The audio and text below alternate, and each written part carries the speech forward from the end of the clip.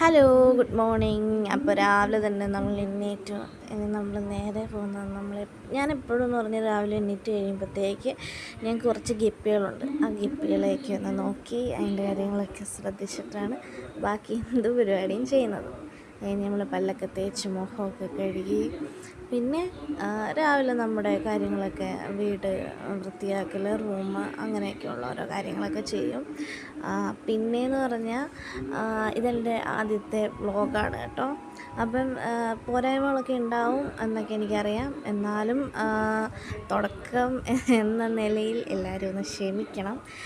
പിന്നെയെന്ന് പറഞ്ഞാൽ എനിക്ക് കുറച്ച് ബന്ദിയുടെ വിത്തൊക്കെ കിട്ടിയിട്ട്, അതായത് അരി കിട്ടിയിട്ടുണ്ടായിരുന്നു. അപ്പം അത് ഞാനും അമ്മയും കൂടി ചെയ്യുക. ഇവിടെ ഇപ്പോൾ വന്നിട്ട് ഞങ്ങൾ കുറച്ച് നാളായതേ ഉള്ളൂ. ഇവിടെയെന്ന് പറഞ്ഞാൽ എൻ്റെ സ്വന്തമാണ്, സ്വന്തം ഫാമിലിയാണ്. അതായത് എന്നെ കെട്ടിച്ച് വിട്ടേക്കുന്നതെന്ന് പറഞ്ഞാൽ ഇവിടുന്ന് കുറച്ചും കൂടെ ഉണ്ട്.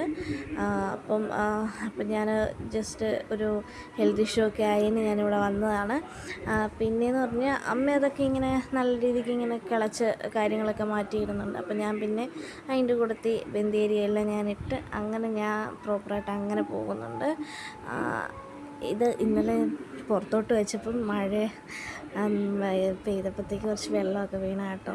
പിന്നെന്ന് പറഞ്ഞാൽ അടുത്തൂടെ ഒരു തോടൊക്കെ ഉണ്ട്, അത് ഞാൻ കാണിച്ചു. കുഞ്ഞു തോടാണ്, പക്ഷേ എന്ന് പറഞ്ഞാലും 2 ദിവസം നല്ലപോലെ മഴ പെയ്യുകയാണെങ്കിൽ നല്ലപോലെ വെള്ളമൊക്കെ വരും കേട്ടോ.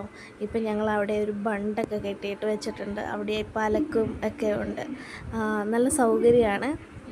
പിന്നെ കുറച്ച് ദിവസമായില്ലേ മഴ തുടങ്ങിയിട്ട്, അതുകൊണ്ട് മുറ്റത്തൊക്കെ ചെറുതായിട്ട് കാടിങ്ങനെ കിളിക്കുന്നുണ്ട്. അത് ഞാനിങ്ങനെ പറിക്കുമായിരുന്നു. അമ്മയപ്പം മുറ്റം തൂക്കുക, അതിൻ്റെ ഇടയ്ക്ക് അതുകൂടെ ചെയ്യായിരുന്നു. പിന്നെ ഇന്ന് രാവിലെ പ്രത്യേകിച്ചൊന്നും ഇവിടെ ഉണ്ടാക്കിയില്ല, കാരണം ഞാനും അമ്മ മാത്രമേ ഉള്ളായിരുന്നു. അത് ഗോതമ്പുണ്ട ഉണ്ടാക്കി, നമ്മുടെ തേങ്ങയും പഞ്ചസാരയൊക്കെ വെച്ച് അതും ഉണ്ടായിരുന്നു. ചായയും കുടിച്ച് ഒരു പടമൊക്കെ കണ്ടുകൊണ്ടിരിക്കുക. അപ്പോൾ അത്രയേ ഉള്ളൂ. Bye bye.